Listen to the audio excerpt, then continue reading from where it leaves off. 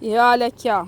Nós estamos escolhendo aqui uma por uma, porque tem umas bonitas, umas nem tanto, né? Aí pra vir uma cebola boa, a gente vai escolhendo elas.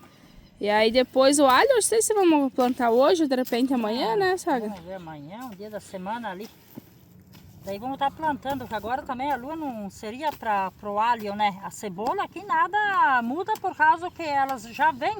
A muda pronta, né? A muda pronta agora pode plantar, mas que nem o alho, ele tá ali, mas se plantar na nova ele faz a semente depois, né? Daí de repente vamos esperar.